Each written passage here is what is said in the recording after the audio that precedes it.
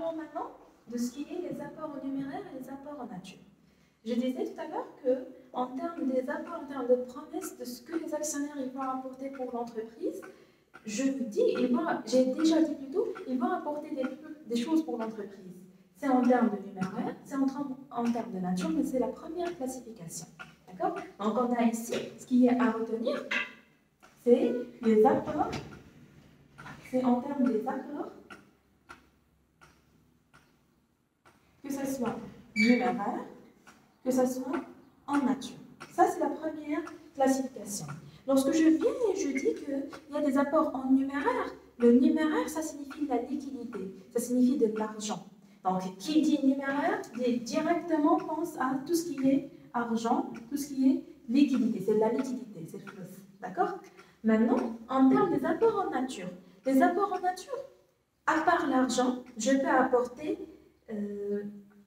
un bien pour l'entreprise, un local, un terrain, un bâtiment, une voiture de transport, un matériel et outillage. Donc, j'ai le droit d'apporter plusieurs biens pour l'entreprise. Donc, à part ce qui est numéraire, à part ce qui est de l'argent, tous les autres apports, ça rentre dans les apports en nature. Donc, ces apports-là, il y a certains actionnaires qui ont déjà des entreprises à l'avance et ils disent que voilà, moi, je vais rentrer avec vous dans cette nouvelle entreprise par mon entreprise, par toute ma structure. Cette structure elle est composée d'un bilan qui est l'actif et le passif. Donc, elle va apporter le tout, y compris également l'apport en argent, l'apport en numéraire. Donc, je retranche l'apport en numéraire par la classification numéraire et tout le reste, c'est les apports en nature. Si, par exemple, je dis que moi, j'ai un terrain que je vais apporter pour l'entreprise en termes de capital. Donc, ce terrain-là, c'est les apports en nature. Donc, c'est ici, on dit que c'est l'ensemble des biens qu'on peut apporter pour l'entreprise. Donc, ça, pour les apports en nature, ça, les apports en numéraire. Il y a une deuxième classification des apports. C'est ce qu'on appelle des apports en A purs et simples. On a également des apports à titre onéreux. Et on a des apports, ce qu'on appelle mixtes. D'accord?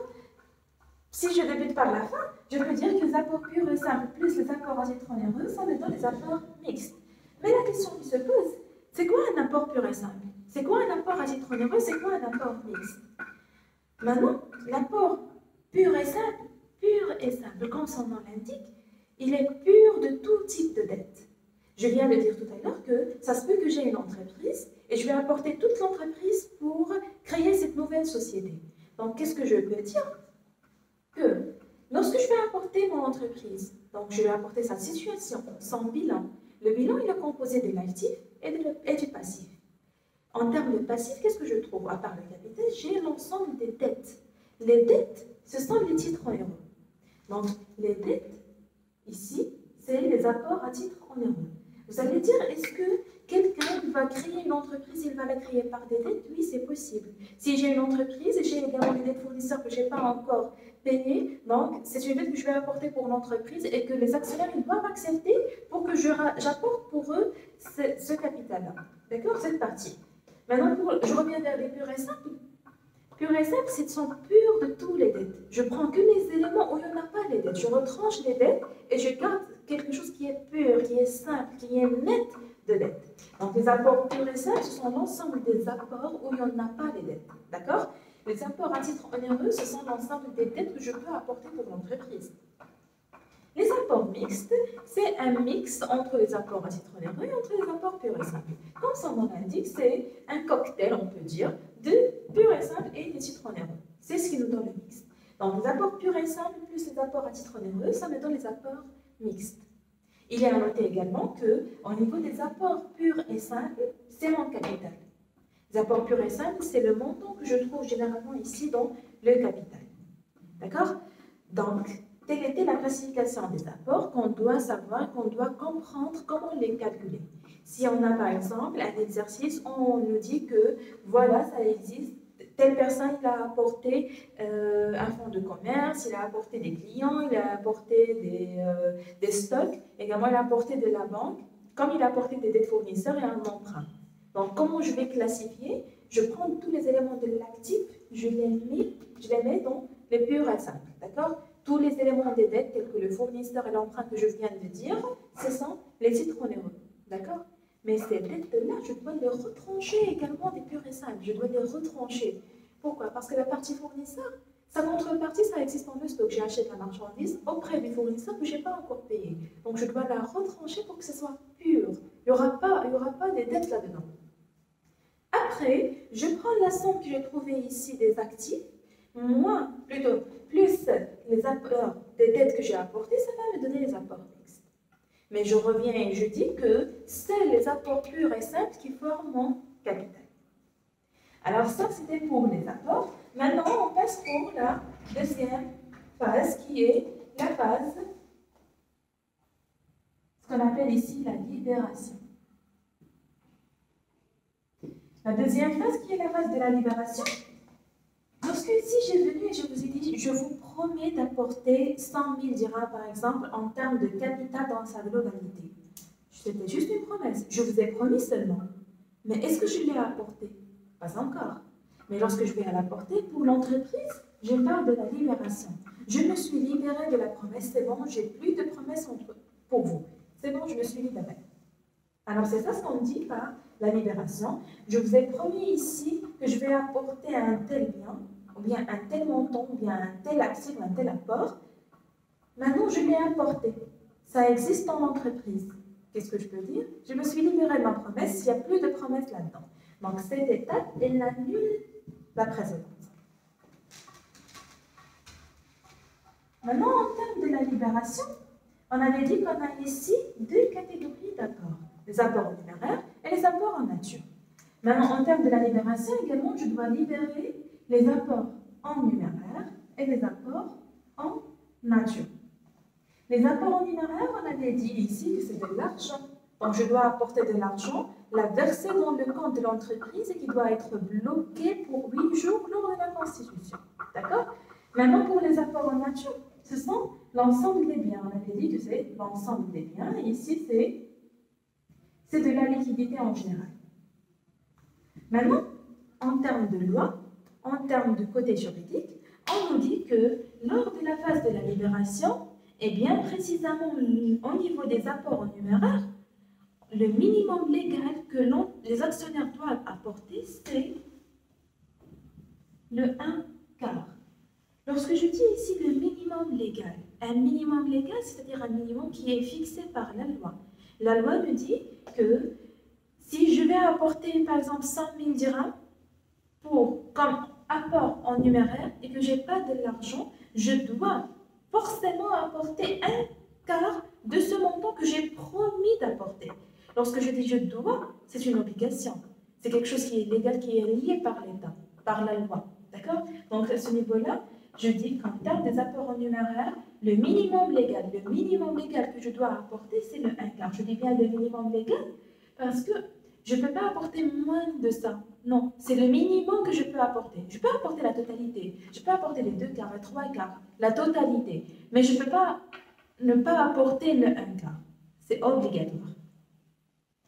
Je précise également que je parle des apports en numéraire, le 1/4 des apports en numéraire.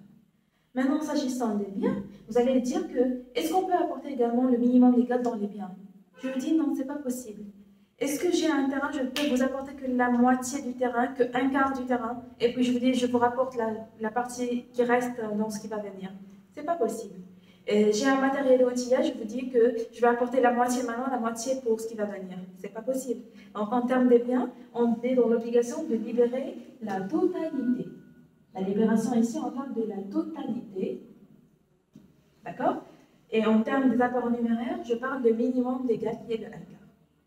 Maintenant, comment ça se passe en termes des écritures comptables? Comme je vous ai dit, la différence ici, c'est de débuter par des comptes schématiques pour passer aux écritures journales. Si je veux passer ces écritures par des comptes schématiques, je reviens pour rappeler les premières écritures, c'était 34, 61, 1. C'était 34, 61, 2. Et c'était ici le compte 11 du capital. D'accord? Maintenant, on avait ici 10 000, on avait ici 90 000, et ici on avait 100 000. Ça, c'était la première phase. La deuxième phase, qui est la phase de libération, lorsque je vais apporter, si je vais parler des apports en numéraire, Je vous ai promis que je vais apporter pour l'entreprise telle somme d'argent. Lorsque je vais l'apporter, la somme d'argent, je vais l'apporter où? En compte de la banque. Donc ici, je viens et je crée le compte banque qui est 51,41. Maintenant, la question qui se pose, c'est quoi le montant que je vais recevoir à la banque? C'est quoi le montant que je vais recevoir à la banque? Si dans l'exercice, on me dit qu'il va m'apporter le minimum légal qui est le 1/4, donc je ne vais recevoir à la banque que le 1/4. Que le 1/4. Donc ici, le 1/4 des 100 000, plutôt des 10 000, ça fait 2500. Donc je ne vais recevoir à la banque que 2500. Et le reste, il va partir.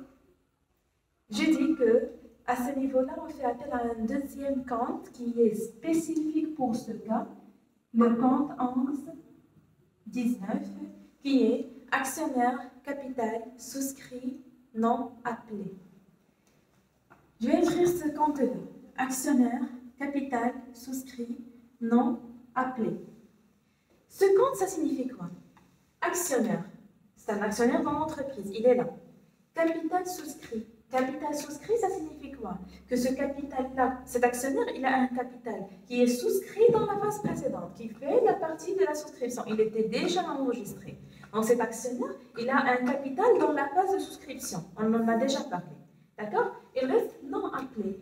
Ce capital, il en dispose toujours, mais nous, en tant qu'entreprise, je n'ai pas encore appelé ce capital pour qu'il l'apporte. Donc c'est pour ça qu'on parle d'un actionnaire capital souscrit non appelé. Je reprends que cet actionnaire, il a un capital qui est déjà enregistré dans la phase de souscription, mais que moi, en tant qu'entreprise, je ne l'ai pas encore appelé. C'est ça le compte 11-19. Si ici, j'ai apporté le 1/4, il reste combien? Je précise qu'on a 1/4, 1/4, 1/4 et 1/4. Si j'ai apporté 1, il reste combien? Il reste ici, c'est les 3/4. Donc les 3/4, c'est ce que je vais enregistrer en compte 11-19 qui est 7500.